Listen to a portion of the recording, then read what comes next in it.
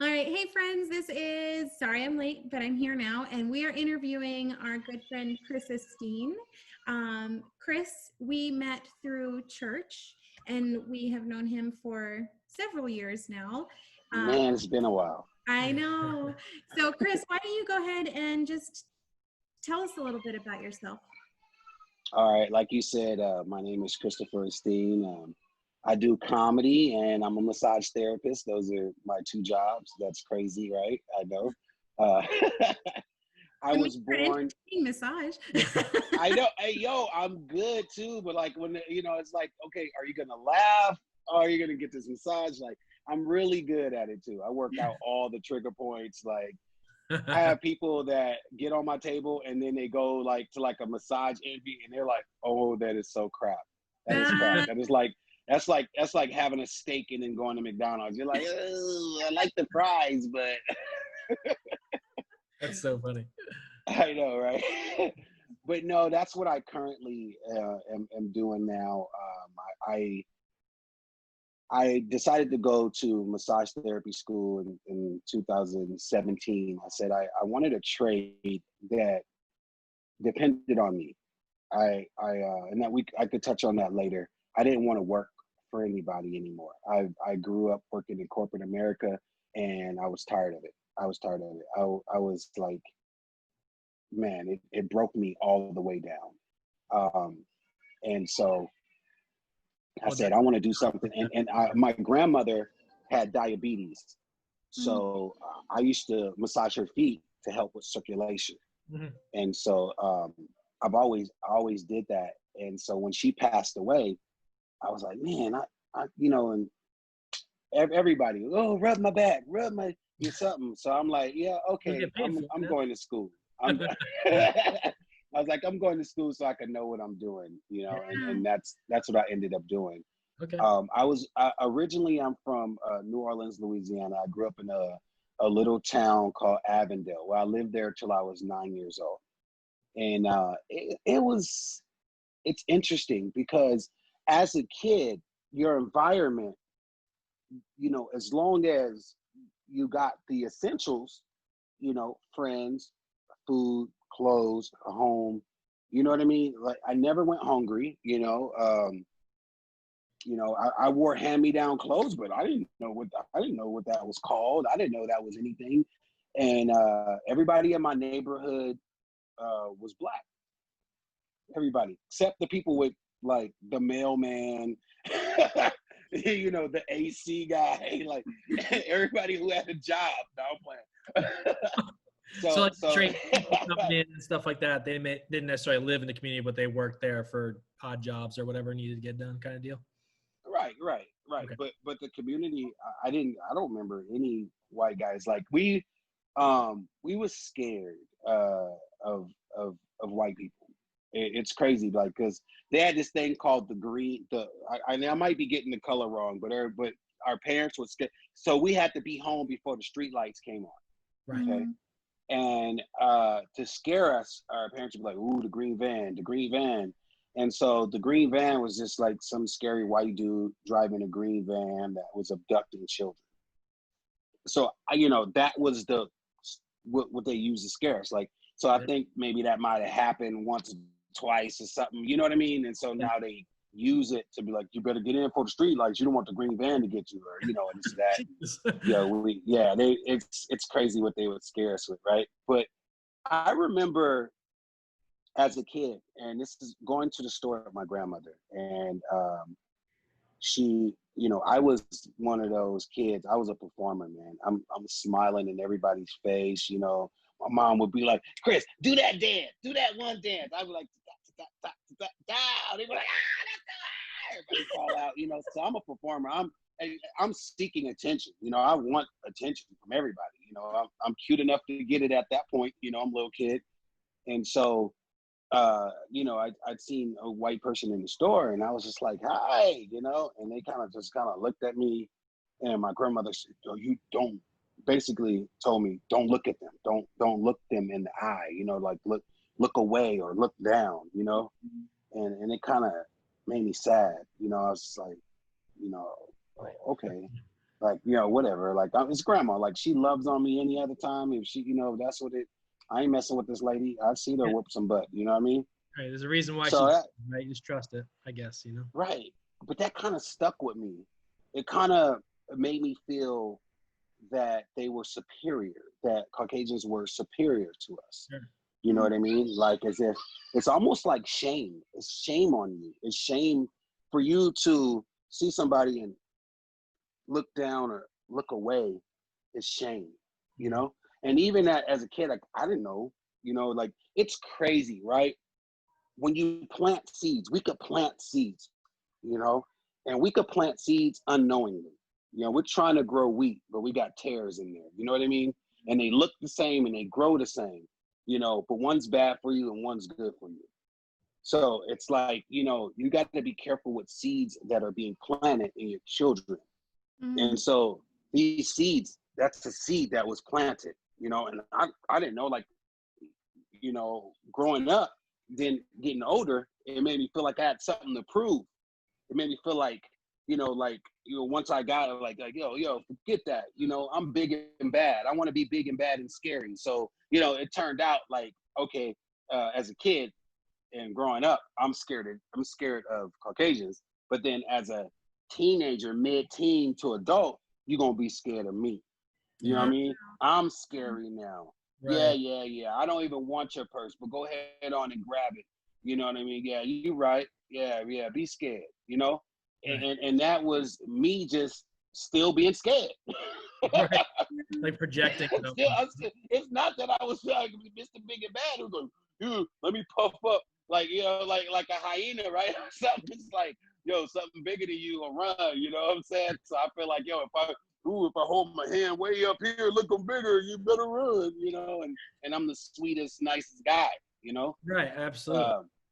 That's Yeah, interesting. and Something about how your grandma, sorry to interrupt you, but I didn't want to lose the no, thought. you're good.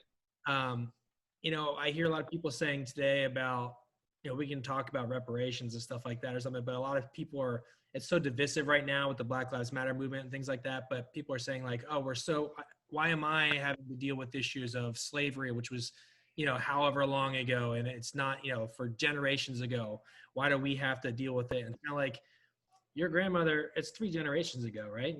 That you're thinking of, and she's like already had Right. that mindset of like, no, don't look him in the eye. And you as a kid, Right. that affected you to Right. today. You know what I'm saying? So like Yes. her growing, 2 generations ago was really dealing with a lot of stuff still, let alone even 1 generation ago. And even today we're still, different variants Right.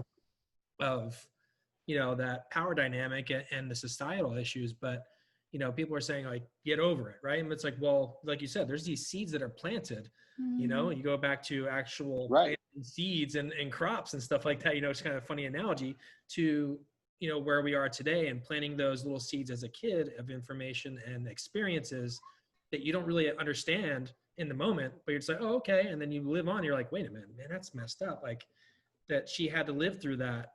And now you're like, I had to live thinking that for a little while. And you had to go through that whole process where Right. I never had to do that. You know what I mean? It's just, Right. that's kind of that privilege we hear about all the time. It's not, I'm not rich. Right. You know what I mean? But it's Right. kind of, I never had to deal with that aspect and that seed being planted that I'm inferior to somebody else, and that's Right. as a kid, you got Yes. without even Yes. asking for it or anything. It's just kind of like because of the generational, things that happen in different generations, different times, it's passed down. It's not just like, oh, we're good now. Like those things are long lasting and you have to process and work through them. That's kind of what's going on now on a bigger scale in a sense, but we can go back to there, but I just wanted to put that in there. It was just interesting how you said that. And it made me think about what I hear a lot about today and how there's like so long ago. It's happening, it's still affecting us today. It is. And so here's the thing, man, because like people are so ignorant and it's crazy. I want to tell you something. So the government knows, okay, like they know, like how they know the questions that people are ignorant to, like why do we have to, and we didn't do that, and we didn't enslave people, this or that. On welfare applications, they ask you, what generation are you? Like on there, not specifically that question, but basically they ask you, like, is your mama's mama? Like, how long have you been hooked to this system? How long have you been poor? So you can see for yourself from since the system started to now, how they keep you in poverty. They keep you there. Because if you go get a job, they cut you right there. Pow. No more help. Pow. So then now you got to figure out, well, I just got this job. Now, when you get a job, what, 3 weeks to a paycheck? You know what I mean? And you got to figure out what you're going to do with your kids, how you going to get to work every day, how you going to afford to eat, how you going to do all of this stuff. Because now that you didn't say that you got a job, your stuff is cut. It's keeping your job is a living wage. Yeah. You got to get something small. So what do you think is going to happen? Some drugs is going to be sold. Where are we getting the drugs from, though? You know what I mean? Like, if somebody tells you as a kid, you talk about those seeds, you're a scumbag. What are you going to grow up to be? A scumbag. Yeah. You're going to grow up to it's a dog world. You're going to grow up, it's either me or them. You know, these are things that you hear quoted in poverty, you know? And it's like, oh, you're going to rob an old lady just to get some money to go buy some food, and hey, yeah, you can go get a job. You can go try to fill out an application, but that's easy. That's easy to you, you know? And so just going back and talking about like my grandmother and all that, like it's not, even though slavery was a long time ago, it's not that long ago, because we still feeling the effects. Okay. Like, follow the money, right? You want to say to me, why should I have to follow the money? Okay. People and businesses that was getting rich off the backs of slaves are still rich today. Follow the money. Follow the money before you talk to me about not paying reparations and all of this. Oh, it's so complicated, you know? Like, before we could even talk about reparations, you know, you guys are giving, not you as in you guys, but, you know, the people who are saying these things, the ignorant people, you're sitting up here mad about, because you got statues of racist people, and you can't even give us that. You know, Black History Month's in February. Ain't no, come on. Come on. Imagine how that is to be a Black man and you have to go up against Valentine's Day. My girl's gonna be like, well, my flowers, I ain't trying to hear I ain't trying to watch Roots. You know, I was talking to one of my students, and it was just like, you know, and us being educators, we know, and I'm sure you know, like the thinking about it now as an adult, and like the idea of Black History Month, it's crazy. Is funny, because like, why isn't it part of our normal history, right? It is history. We had to create a moment where we like, you can talk about it if you want. We'll do a little play in school, but other than that, we don't talk about them. Like, it's crazy, right? We'll tell you about Martin Luther King. We'll tell you about King. Yeah, it's crazy. Like, we don't need Black History Month. We just need Black history to be taught the way it's done. Black and white history, just actual history as it was, right? We're not whitewashed. They strip the history. We just need, just add the real stuff. Why do I have to keep getting surprised by facts that I didn't know? Right. You know what I mean? Like, I like, do you know how long it took me to figure out, you know, even though I've read it in the Bible, that Jesus had some tint to him? Like, he was, you know, like, come on, he might have had nappy hair. Like, come on, man. Like, that's the continent he was on. You know, the sun was out. You feel me? You know, we see Roman Catholic Jesus. That's I thought the dude. Like, so now, let's, you talking about religion. I want to tell you, as a kid, every church that I've been to, even though it was a Black church, white Jesus was right there. Really? So yeah. What are they gonna have? Black Jesus? They got a Pookie with a wig on. Come on, man. Like, this is, and that's my thing. That's my, like, it's like, yo, like, when it say like, if you truly love God, you need to do your research. I'm gonna tell you, I never did my research. I followed what I was supposed to follow whoever. I followed suit, you know? But that we'll touch back in. I know I'm jumping. I don't want to jump all over the You're place, fine, but man. it's really, man, because like because if we're talking about racism, like you gotta understand, like it's deeper than what people think when you think about the seeds that was planted and what's going to be produced from that seed. Mm-hmm. You see ignorant. Let me tell you, I had a friend. He's from Minnesota. And he met me and he was intrigued. He said, wow. And he was impressed with me. And I noticed, I'm just like, bro, like, he's like, man, can I be honest? By all means, be honest. He goes, you speak so well. Okay. I went to school and, I picked up on the A-E-I-O-U sounds, what's up? Yeah, you know what I mean? Like, what, okay, where you getting at? He's like, and you're so intelligent. And I'm thinking to myself, oh, you have you seen my grades? Like, I don't know, but where he come from, there's black people, what up, though? Do you do, and they mean, they're angry, they're ignorant, you know what I'm saying? And so that's his interpretation of black people. But nobody cares to, why is he like that? I'm an exception. Like, I'm not, like, I was born in Louisiana. I lived there till I was 9 years old, okay? My very first, and we was talking about this, and I gave you an earlier reference, but then I started thinking back. But my grandmother in the story, that was my first bout with racism, and I was maybe like 5, 6, and it wasn't that the white person did anything, you know what I mean? But it was what my grandmother felt like, hey, like, pull me close, don't look down, don't mess with them. Everything is gonna be your fault. As a black man, that's the thing. Everything is your fault. You know what I mean? Apologize. And use your manners. Definitely. Like, we can cuss each other out all day long if we both black, but you better use your manners, and yes sir, and you give the proper respect. This thing, you getting pulled over, you put everything out the window. Your hands, your feet, you ask for permission to do every move, everything. Another and thing, so the permission, yeah. real quick, is interesting. A lot of the news I listened to, and they were talking about how, like, black people are often expected to apologize and do apologize. Like, for example, when they shot up that church, the African-American church, right?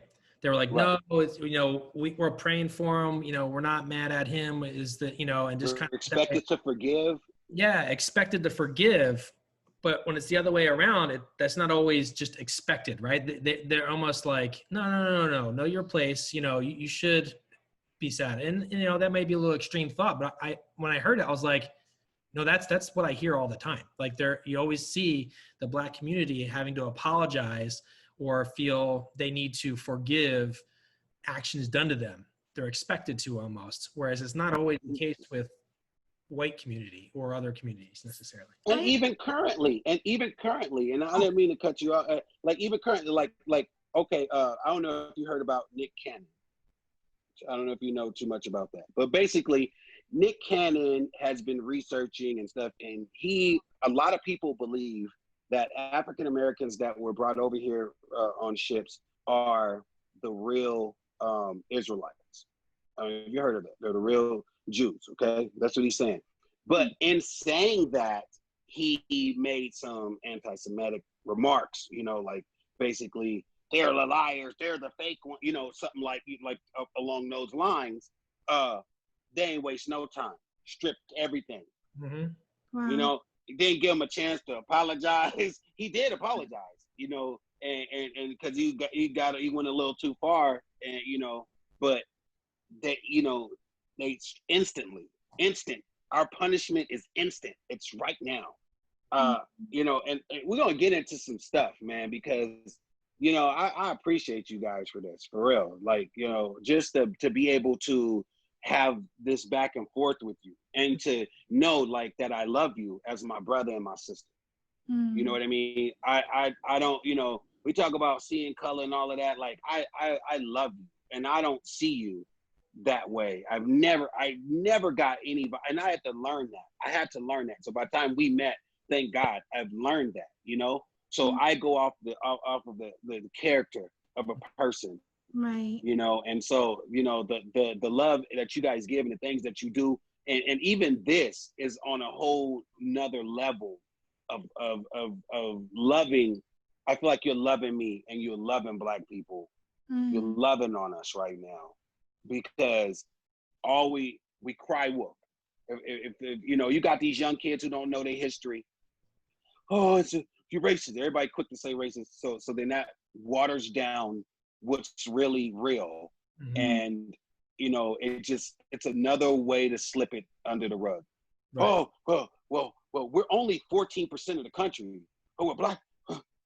Black people kill more Black people, and white people kill more white people, and Chinese people kill more Chinese people, and because that's your neighborhood, man. Yeah.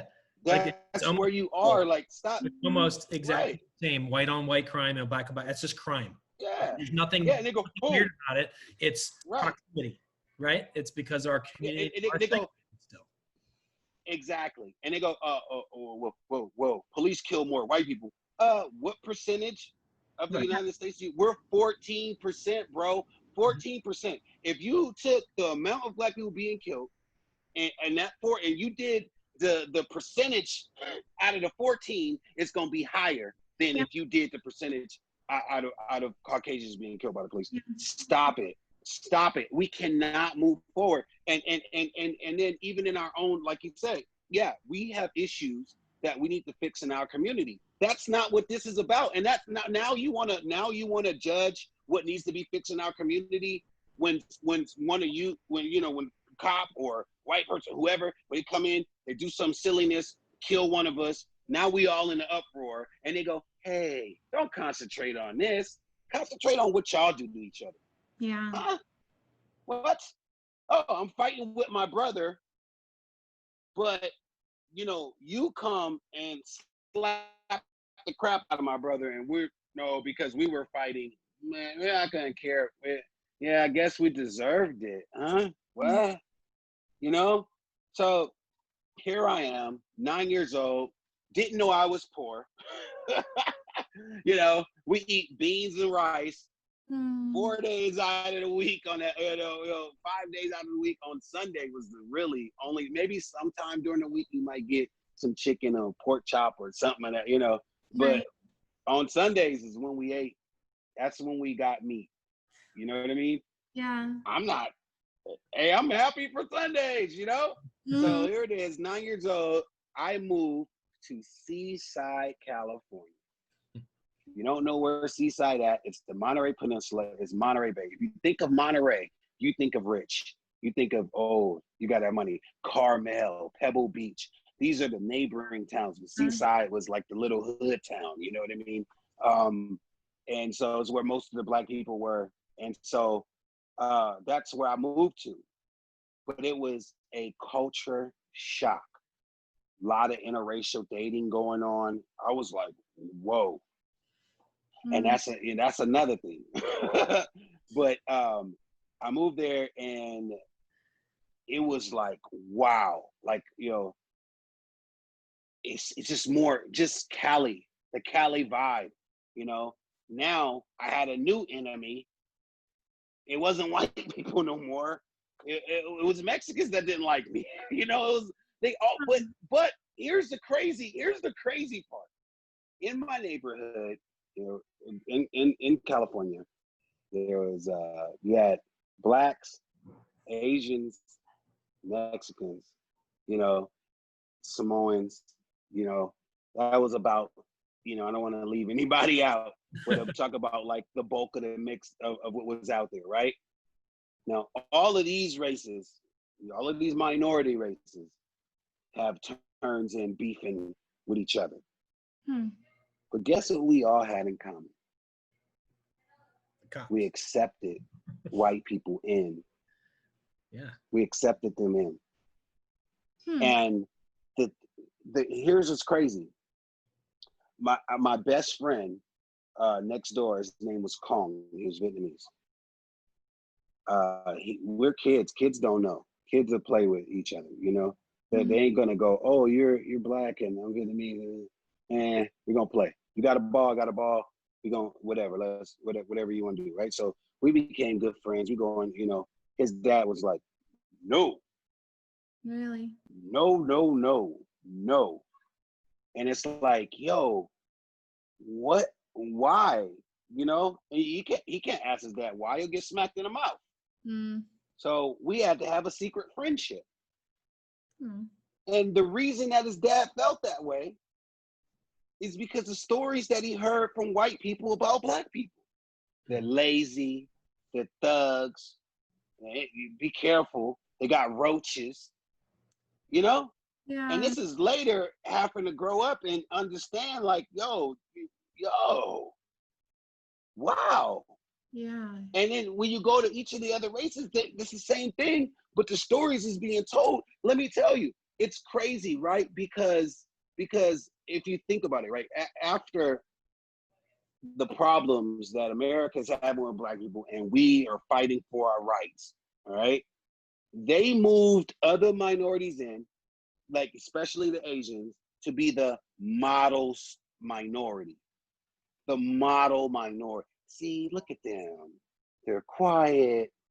They do what they're supposed. They own their businesses. They're not sucking on the tits of America. They're out there. They get here and they work hard and they, you know, do all this stuff, right? American dream. And yeah, American dream, Mm-hmm. right? They come over here, they fishing boats and go out making cash, come back. They're doing their thing.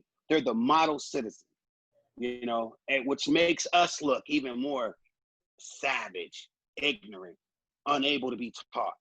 You know, here it is. You've been, you know, and they use slavery. It's been over forever. You guys are still in the projects. The seeds you planted, you know, you whipped us, which taught us to whip our children. You whipped and belittle us. So when our kids do wrong, we whip and belittle them. Mm. Dave, I've watched you with your son. I've watched you with your son. I've watched you frustrated with your son. But you always kept it positive, bro. You know, from what I see, hey, I don't know. Home, sometimes we're parents. But that's, you didn't went one step too far. But what I'm saying is, you know, even when you had to chastise, even when you had to teach and coach, you know, you kept the message, but you showed the love. You kept the message, but you showed the love. You didn't go, oh, you little MF, beat the crap, pop, pop, pop, pop, and don't you ever do that again, pop, pop, pop, pop, and then go to bed, pop, and get slammed in the bed, boom, shut the door, shut the lights off. No hug, no prayer. You sitting there in the bed with a busted lip. You know what I mean? But that what was done. My dad was hitting the head with pots. If the dishes wasn't clean, his mama, bung, right upside the head with a pot.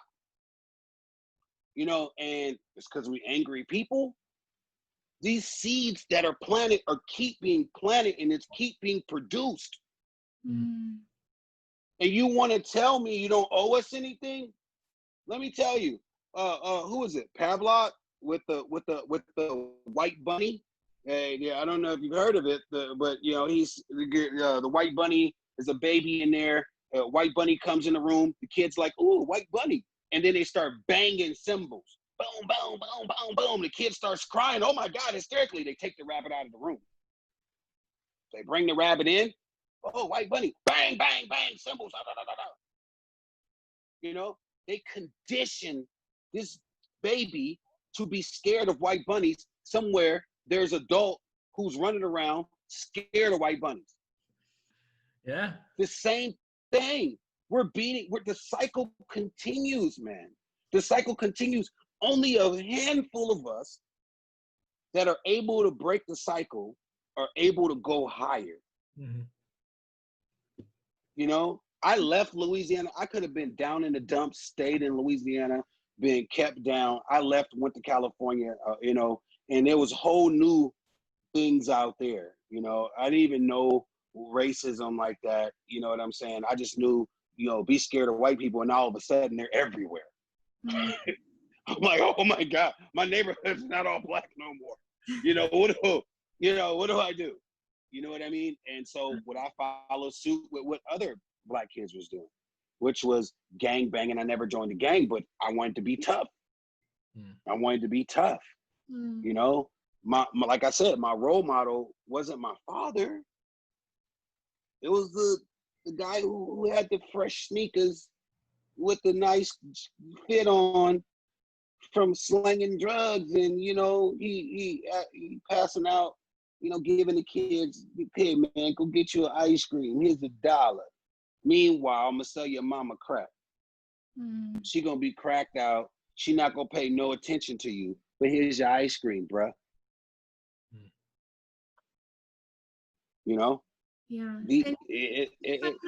Sorry, did you find that more in California or Louisiana or? And well, when it came to that, it was more in California.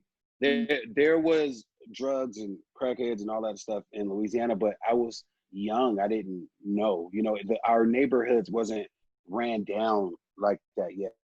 Later, when I go back to visit, I go, whoa. Yeah. Whoa. You know what I mean? And, you know, as my cousins and family members get older, and some of them was on drugs, and it was like, dang, you know. And what was good is, like, you know, from these guys, the best thing that they taught you is don't get high on your own supply. Like, don't use that stuff. You know, like they would look down if you used like crack. Like that was you don't want to be a teenage crackhead. Like you ain't gonna get no girlfriend. You know what I'm saying? You know, and it's crazy. It's like we was talking about, like even like in Louisiana, mom and dad had to work. You know, we was talking about seeds being planted. And I just wanted to go over that real quick, because that's another thing. Like we didn't have no nanny. I'm not saying that all Caucasian have nannies. That's not what I mean. But I'm just saying that I've seen. Put it to you this way: my daughter Marie, okay, works for a daycare. At that daycare, and this is a nice daycare. You know, they go from infants to, you know, pre-K, right? They're in there. The curriculum is awesome. You know, they're doing it. So she goes to cover for a teacher. The teacher had to go use the bathroom, so she went to go watch the class. She got in the class. There was one black child in that class. And that little girl ran up to Marie and said, "Oh my God, you're brown like me." Wow. Gave her a hug and stuck with her until she left. Wow. All her friends are white, you know? And I remember being in Cali, having all white friends. You get petted. You're a pet. Oh, your hair. Oh, does your skin burn in the sun? Oh, does that come off? And these are kids being kids, you know? They're going to ask those questions, you know? But even adults. You know, they certain, I mean, Nakia used to get told, and this used to burn me. And she's, "Dad, please don't embarrass me. Dad, please don't embarrass me." She was in plays, and the lady would, "I don't like your, like anything natural, they didn't like. Anything natural, they didn't like." Yeah. Can you do something different with your hair? And then you know how they get away with it because it's acting, it's theater. And I'm like, yo, you know, and I will remember that's with me. You know, if I didn't cut all my hair up, if I try to get some cornrows, I'm a thug. How about I just want to grow my hair? It's a cultural. How about I like that. Like, and it's funny you just said that. Like, that's one thing that, you know, this isn't a plug. I don't know Lin-Manuel, but, you know, Hamilton, you watch that. Yeah. You see people of color not wearing powder white wigs to look like white, or, you know, not wearing their natural hair. They're dressed normal. They're not, you know, crazy make. They look like they're supposed to look like, and they can play a character that maybe wasn't Black or Asian or Hispanic, right? And it's amazing, right? And it's It okay. was amazing. Amazing. And Dave, to my ignorance, when I saw Hamilton, right, I was like, yo, I didn't know the dude that killed Hamilton was Black. I was like, what? Like I had to check I had to be like, fool, they just, because we're not used to seeing that. They did such great jobs that you would be like, yo, what? Yeah. You're like, Hamilton was an immigrant? Was he brown? You know, like, you know. Yeah, like I was like, yo, was it George Washington's lieutenant there? Yeah. I don't know. You know, exactly. You're exactly right, man. Mm-hmm. And it's like these things that you have to apologize for. The biggest thing is that because out of trying to protect us, our elders, and I don't mean to blame them, but out of trying to protect us, our elders continue like with the rules of, hey, if you want a job, cut that hair. You know, talk proper. You know, like we have all these lists of rules. You know, like when you know these kids, they sag their pants. I don't like it, as you know, but when my pants were sagging, it was because I was wearing my dad's pants. You know, because I was too big for my bigger brother. He's slim. I'm husky. So now you know, we ain't got money like that to go buy you brand new clothes. Here's your dad's clothes, you know, put a belt on and it's still gonna sag. It's gonna sag a little bit. Like, you know, there's a lot of things like that where it looked like we're sitting in here with our drawers hanging and all these different things that is like, yo, when I was growing up, that wasn't it wasn't cool. I mean, as a teenager, we kind of invented that, turning the negative to a positive, or trying to make things look cool that you didn't have or whatever. But you know, as a kid, I was sad because I was in my dad's pants, man. You know? We saw something on Facebook, and it was like the most racist, ignorant thing. And we were like so offended and appalled that someone would share it. But it was like a picture of a group of Black guys walking around with their pants sagging. I don't even remember what the caption was on it, but it was like, we were shocked that someone would share that. Like, do you remember what the caption was? I wish I did, but yeah, I know exactly what you're talking but about. But it was like, it was like, Black lives do it matter? Like, it was just like so blatantly racist. It's like, think about like sagging the pants, right? You might be like, that's dumb. I'd say that's dumb. Like, I don't want my butt hanging out personally, right? Yeah, you can't run, you can't jump. Right. I wore Denko jeans in the 90s and early 2000s, and my right. feet bottoms were bigger than my waist. Like, it looked ridiculous, right? But I thought it was awesome. Right. I mean, it was just a style I associated with, and that made me feel like I was expressing myself through my clothes in a way, right? So why is it any different? Like, I don't know. It's not right, Chris. We cross colors. We wear our clothes backwards. Like, we did a lot of crazy stuff in the 90s, man. We was, right, you know, like. But one is like, oh, that's weird. That's kids. And the other one is like, oh, that's them. They're thugs. They're, you know, whatever negative connotation you put with it, right? It's a different thing. For what? Why? You know, like, what's the purpose of that? It's just to constantly, for whatever reason, putting down the other, you know, and trying to keep people down instead of like, it's okay. Or you talked about speak properly, right? Ebonics, this is something as a teacher I had to figure out, right?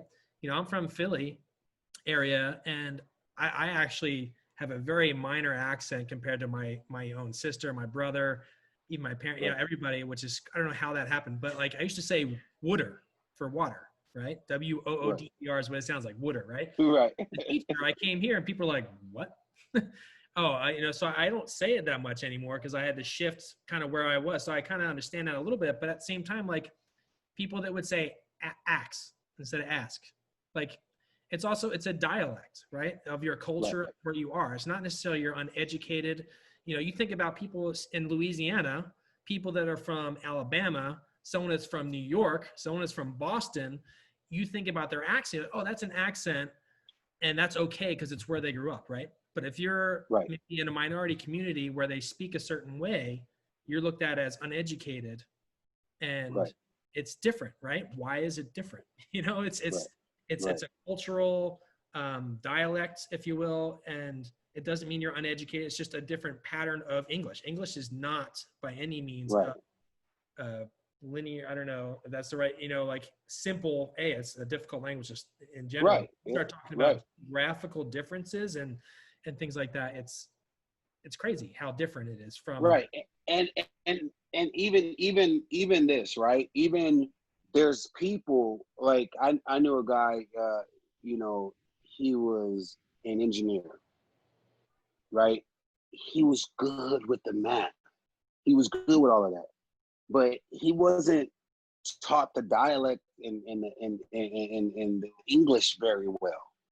So he did. So he and his parents didn't speak it very well. You see what I'm saying? My parents spoke good, what's considered proper English. So I get it mostly from them. But if you, I think of the ESL students, right? Like if you're speaking, if your parents are speaking Spanish at home, okay, that's as soon as you get home, Spanish, Spanish, Spanish, Spanish, Spanish, Spanish, Spanish. When you go to school, they're trying to teach you ABCs. They're trying to teach you AEIOU. They're trying to teach you how long. Like I've seen ESL students drop out of school back when I was in school. They drop out because they just couldn't catch it. You know what I mean?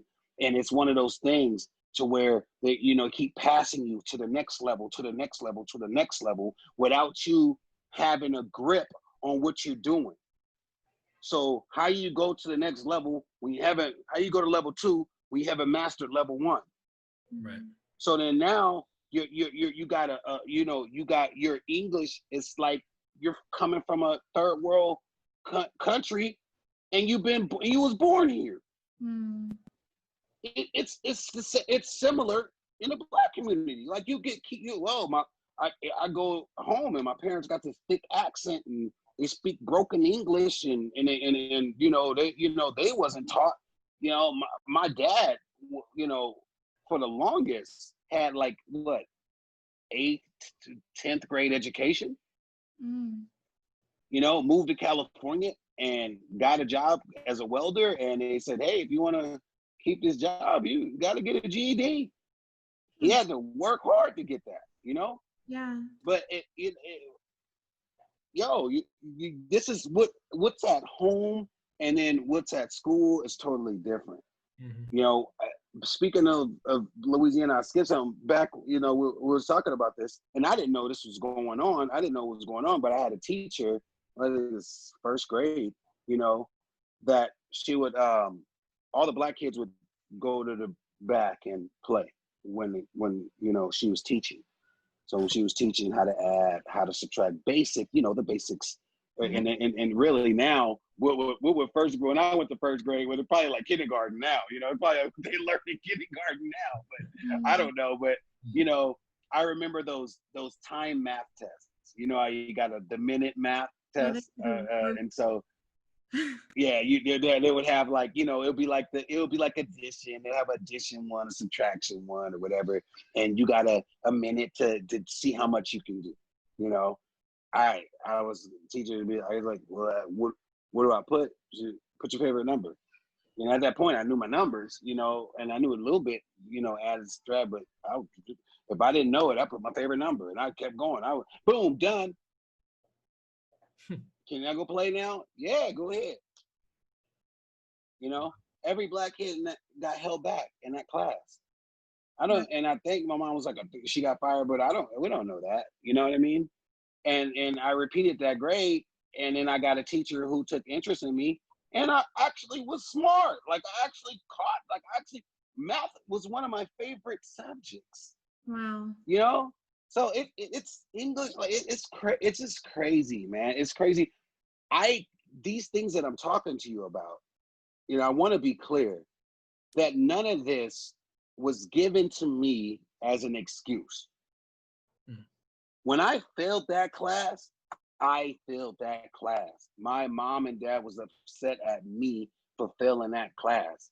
And they started to ask me questions. And when I was telling them what I was doing, it was like, well, why, what? And then when they talked to the teacher and she just dismissed them like, don't even talk to me.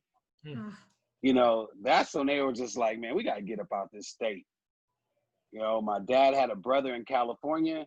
He said, yo, I'm going to go out there. He went ahead of us to go find work. When he found work, here we come. Wow. You talk about planting seeds, man. If you're an educator, there's no prime time, you know, aside from parents and your immediate family, teachers and educators, man, they are the main people who plant seeds into helping you develop your sense of self. You know what I mean?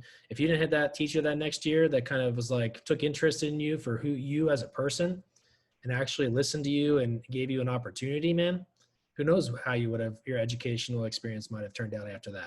Man, there's a lot of people, they just drop out. They just drop out. And then that same mentality, and then it's so, oh man, it's crazy that they don't, the effects of slavery, they just still don't see that how it affects us now.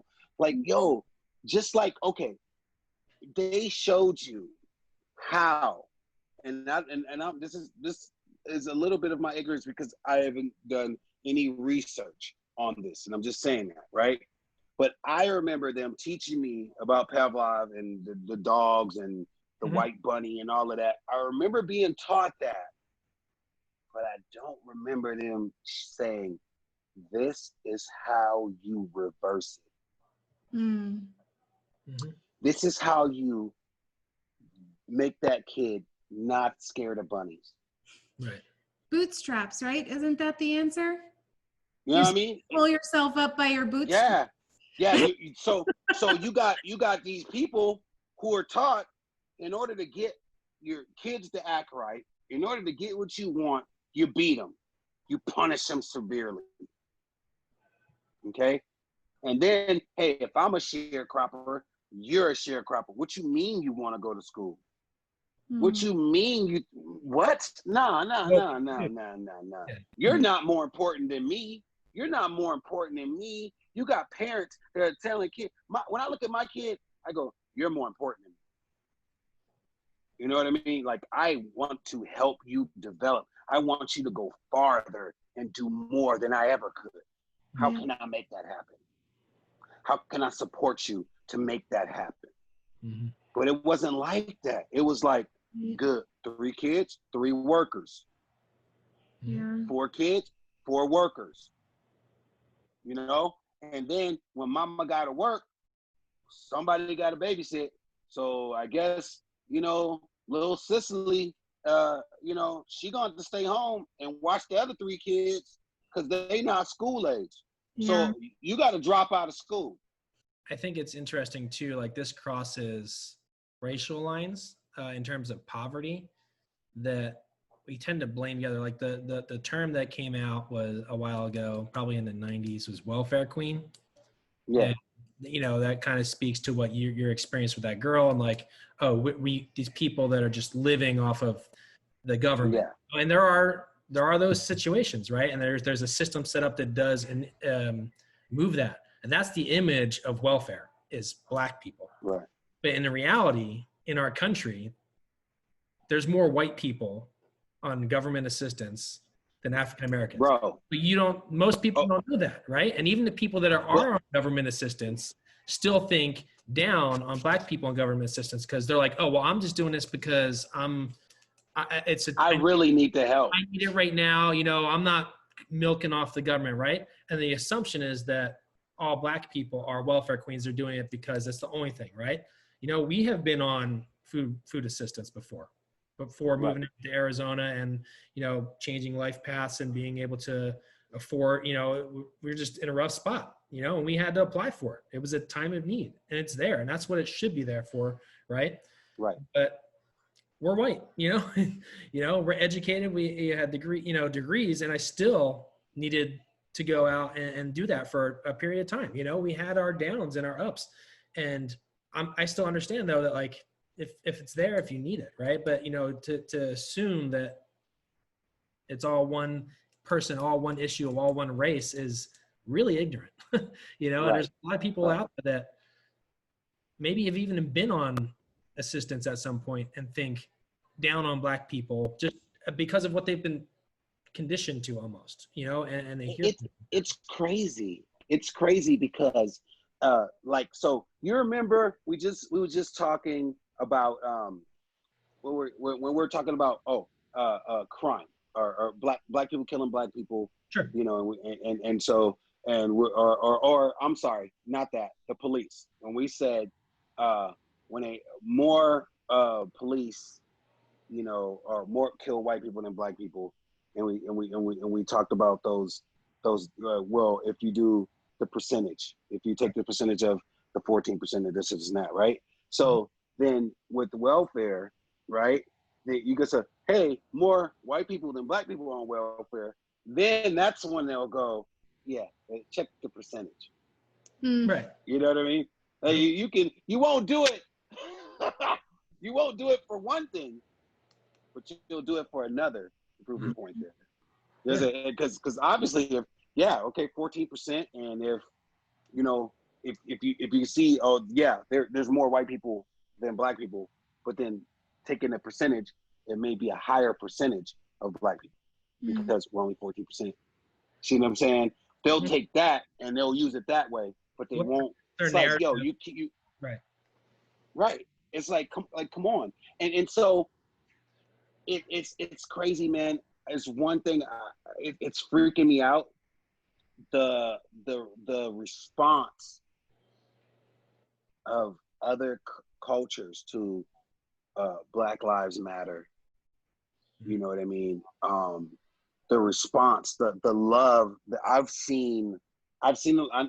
seen a lot of ignorance. Oh, for sure. But in my opinion, I've seen more love than I've ever seen.